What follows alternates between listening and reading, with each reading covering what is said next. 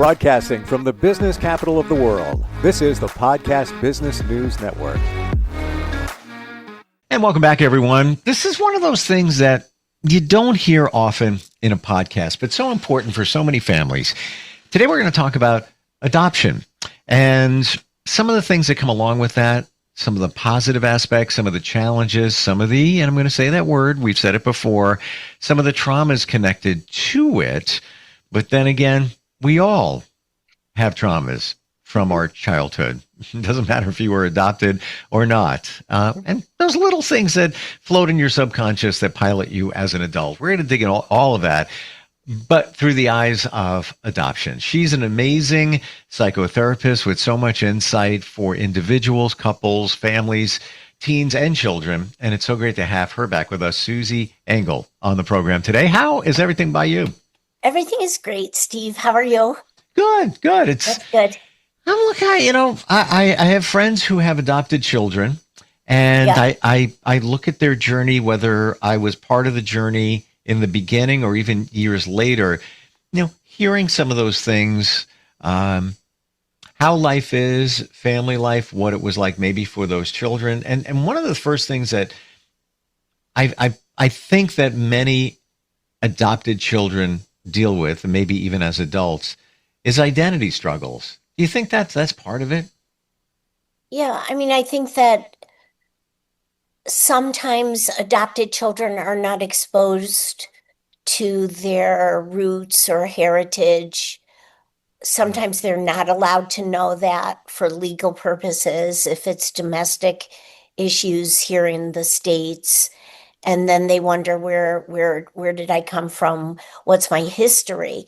For us, we, in general, if we're not adopted, we grew up with intergenerational stories and ancestry. And some children or adults who have been adopted don't have that backdrop. So the identity question is a big one. And then there's all sorts of things about, not things, but issues that may internalize for individuals who are adopted of what's the nature of this? Why was I given away? Maybe it was out of loving decisions. Maybe it was out of danger. Maybe it was out of, abuse and neglect, and somebody had to save these children from those situations. So it gets complicated. Right? More so than I think we realize, and that's why we're digging into it today. And I got to imagine, too, those feelings surface at different stages in life. It's not just a child. You could be an adult and then have that realization one day triggered by something, maybe a family discussion, maybe another family's discussing something, and you're like, well, wait a minute, I'm not connected to my birth family. And then it's like, whoa, everything was fine until, I had that realization. Yeah, and I think that there's probably an underlying sense that starts, I used the word internalizing a minute ago, but starts getting fortified or reinforced. So it becomes, at one extent, it becomes an existential question. Who am I? When we're talking about identity, who am I? Where did I come from? What are my genetics? What's this and what's that? Now, people have a lot of access now with 23andMe and all sorts of DNA testing to be able to understand a little bit more.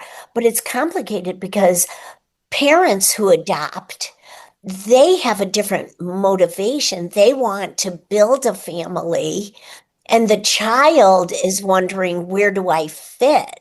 Where do I belong? Who am I? And then it becomes, there's a lot of tension in attachment, which is hard. And it's a good story to be adopted. It's a good thing. The trauma isn't I'm adopted. The trauma is what happened before all of that. And where is my imagination or stress response taking me?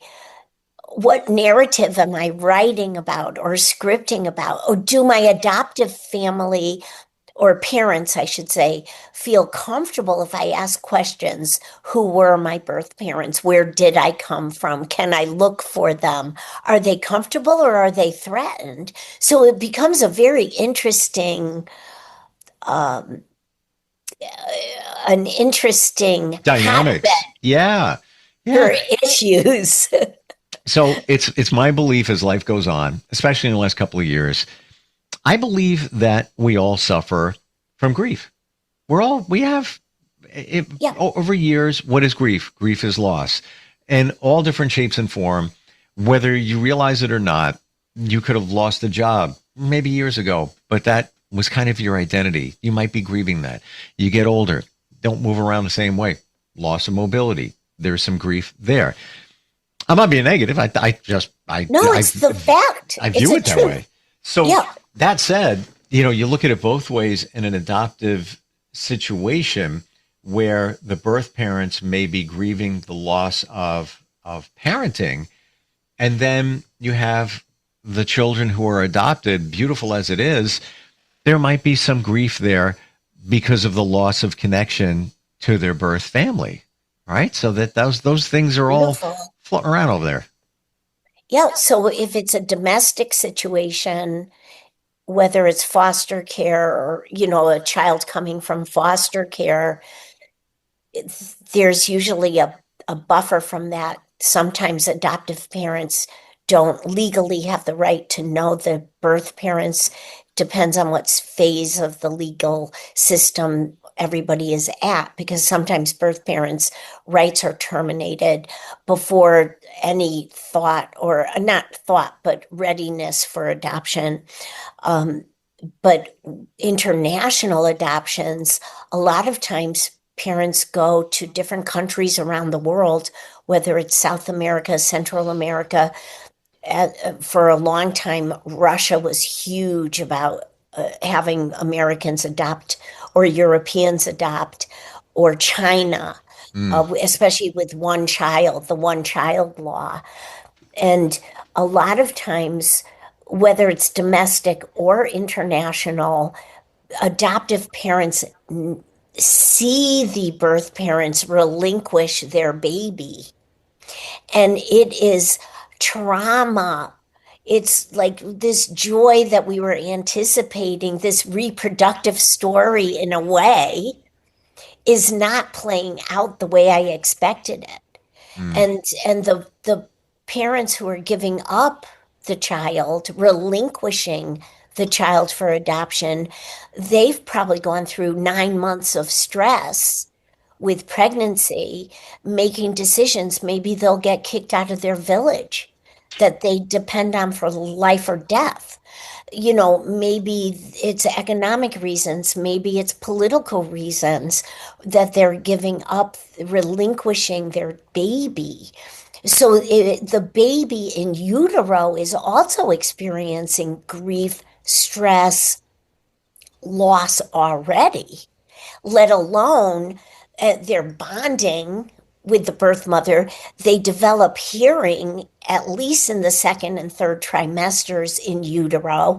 So they hear extended family, they hear the environment, and then they're born and handed to a stranger.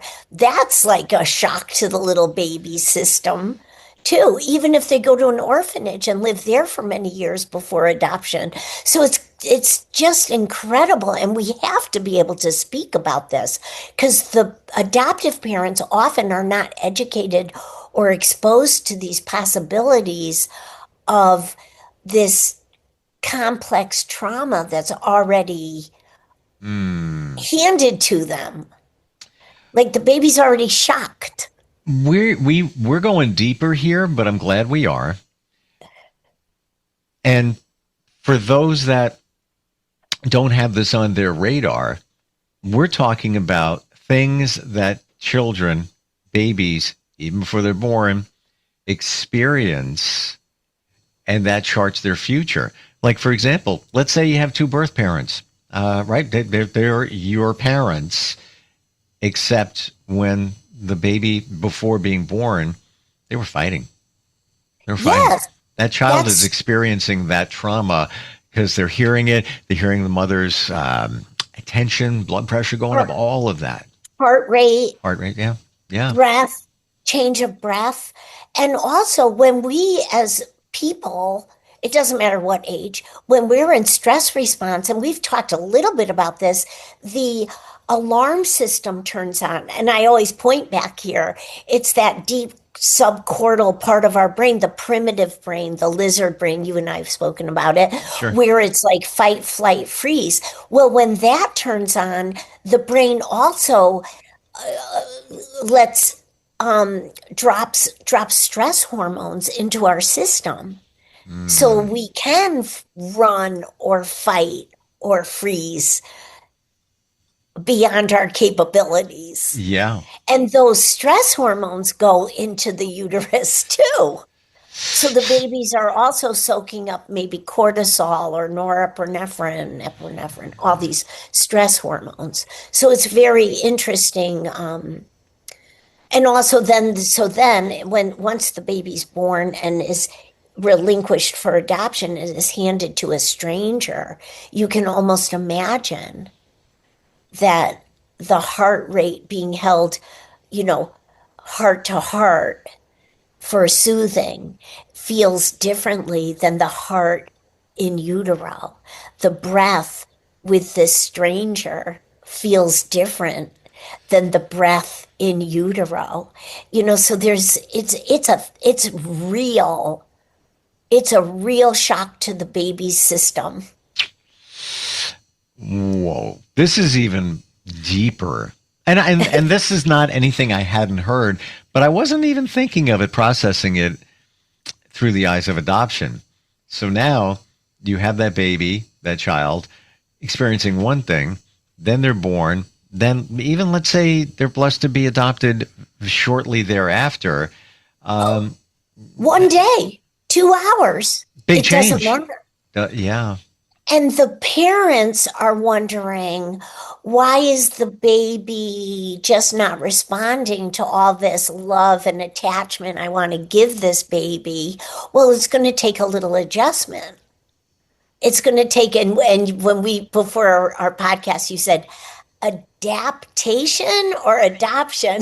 Oh, yeah. Wait. So for clarity, when we said, you mentioned what we might talk about today, I didn't know if it was adapting or adoption, but both words apply to each other. Right? For sure. Right. And then the adoptive parents are often nervous and excited, and maybe they have pressure that they have to be better than average parents, right? And so when the baby's responding in what I would think would be logical ways, it's sometimes surprising to the adoptive parents that the baby's just not like going along with all of this. But the baby has to adjust, and the baby has to grow into this new attachment. And it's possible, and it happens all the time. It's a wonderful situation. But so the adoptive parents' feelings could get hurt, but they're the adults. So they have to be educated about this and maybe go through some therapy about this, not to like play out their personal rejection about this when a baby doesn't take to them right away. How often for the adoptive child do things come up in your experience later in life? They could be 40 and they're maybe get triggered by something, and now they're still wrestling, or they are maybe even for the first time, with the whole adoption situation. Is that fairly common too? Yes, it's common. I mean, not all of my clients are adopted, but we can say every client, when you were talking about loss at the beginning, every client has to work through attachment wounds, whatever that is. I mean, in high school, we have to read all those classics. And what are they about? They're about loss of innocence. They're about rites of passage. So, but for every person who comes here, no matter what age, I don't care if the child is 3 years old or 33 years old, it just doesn't matter. If they are adopted, this is going to be a facet, a huge foundational facet of getting to the roots of what is going on today. What is fueling today is the foundation. And we talk about that all the time on these Sure. just our conversations, right? And it's complicated.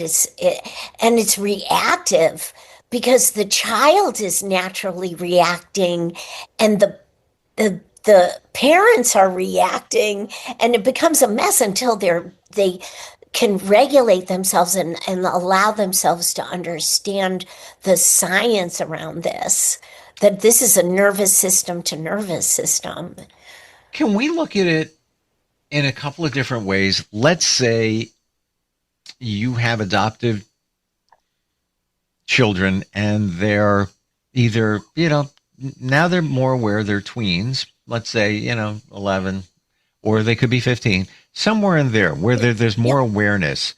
Are there things you should be doing as a parent? Where am I going with that? For example, a lot of parents of adopted children do gotcha day. They call it gotcha day. That's the day I gotcha. That you were handed to me in my arms and you were only 6 months old, whatever it might be. Things like that. Are there suggestions or even the conversations that they have with their children? Yes. I mean, if you're talking about tweens, so gotcha day might be established the very first year and then on throughout a child's life. But I think that one of the most beneficial things to happen for children, so there are two aggressive growth times in our lives, right? We grow aggressively through infancy, toddlerhood to early childhood. Then we grow aggressively to prepubescence through adolescence.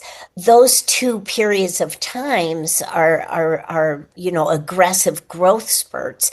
And for me, all throughout this, parents have to be proactive in discussing, normalizing.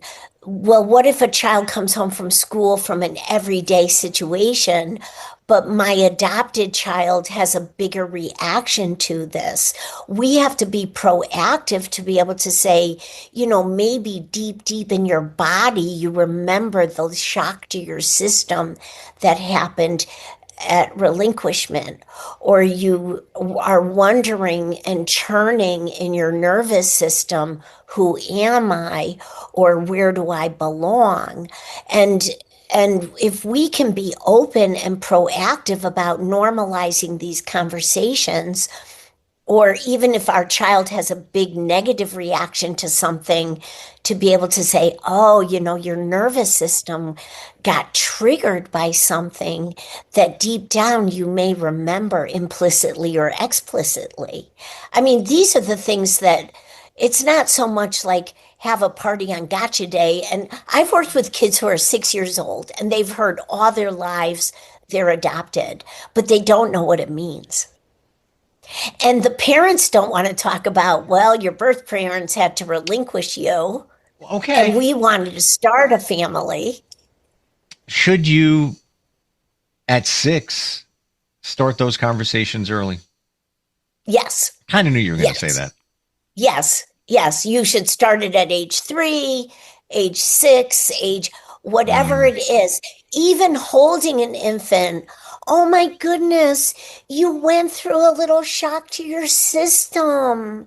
Your birth mommy and birth daddy loved you, but couldn't take care of you in the village. And we're fortunate enough to have you. These are narratives. And then help your children write a narrative about themselves. once upon a time, like a fairy tale, but not a fairy tale, a reality story, like once upon a time, you were born, I was born, whoever the adopted child is. And I have a lot of great, healthy, adaptive things in my life, like A, B, and C.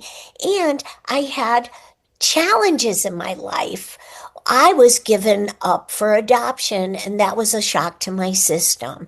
And here we are developing a narrative that's adaptive and healthy and straight, no secrets. No, I don't want to talk about that. When you talk about who are your birth parents, I feel afraid you'll leave me, baby, child, teenager, 25-year-old.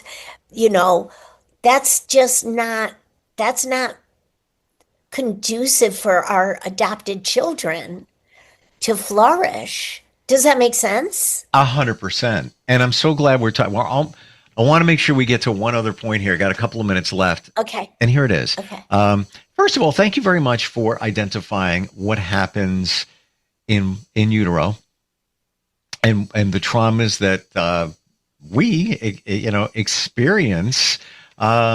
It's real. Nobody ever talks about that. But that's internalized, and that's the seed has been planted that comes up later in life. That being said, adopted children, abandonment issues, fear thereof. I'm sure that comes up in your practice, right?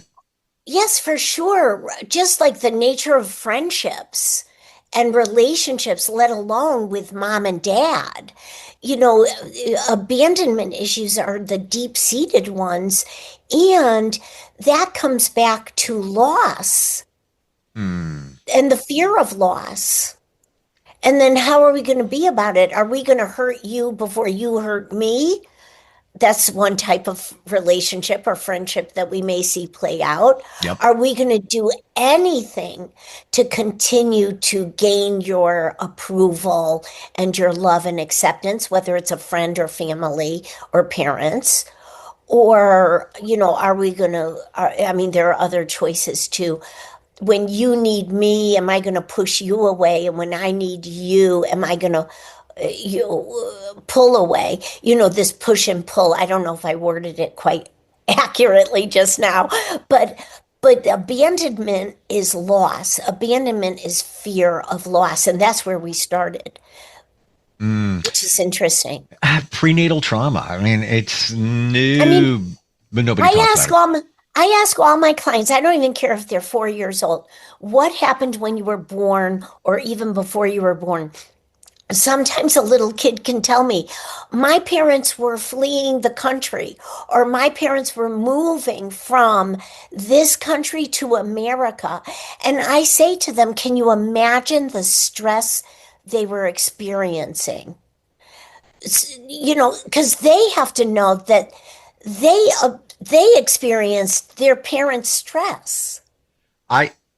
Final thing here I want to share with you. My parents got divorced when I was very young. They were already getting divorced before I was even born. So there was a lot of stuff going on there in the very beginning. I did a woo alert. I did a past life regression over the summer.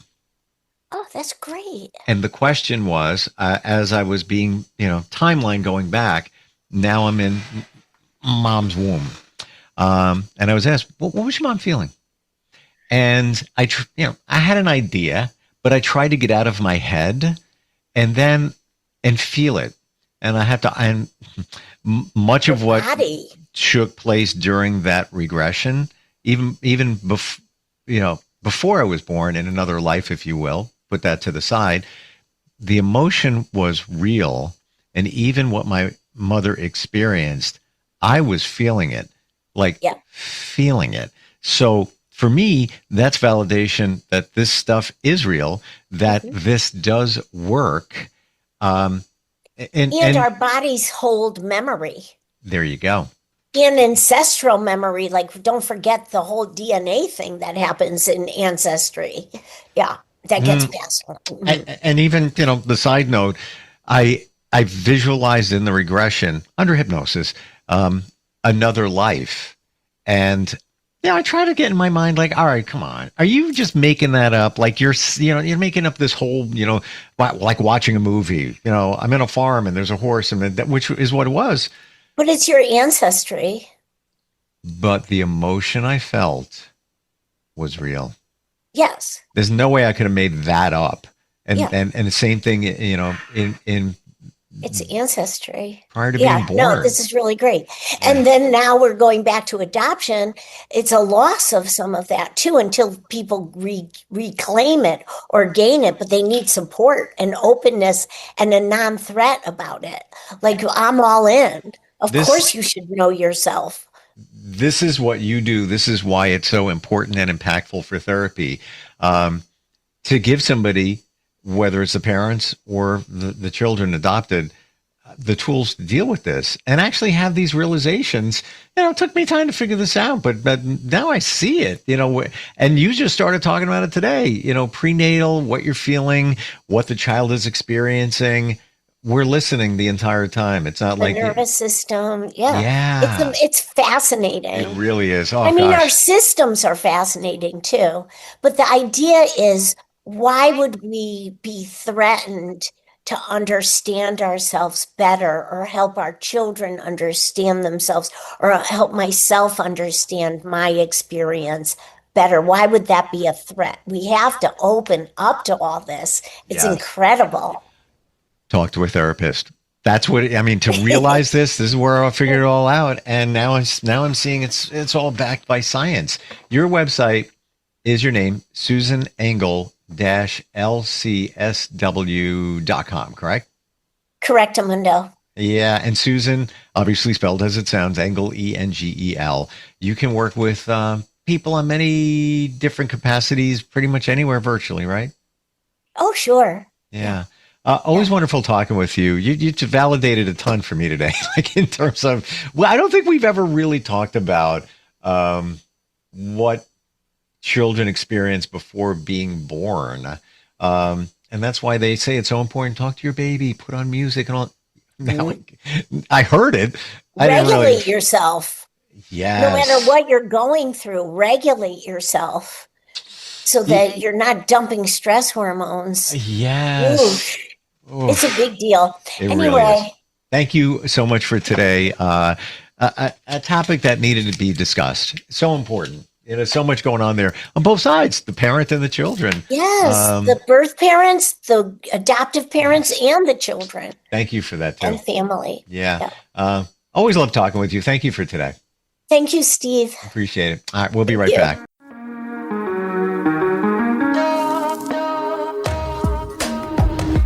Broadcasting from the business capital of the world, this is the Podcast Business News Network. It's Thursday night, and you're grabbing drinks with some friends. Started off with a pitcher for the table, which quickly becomes two. There's pool. And there's the photo booth. All right, everybody squeeze in. Say cheese! Followed naturally by an order of wings. And another. Can we get some extra ranch sauce? Then there's the ceremonial nightcap. So what are we doing this weekend? And lastly, it's back to the car, which, if you're buzzed,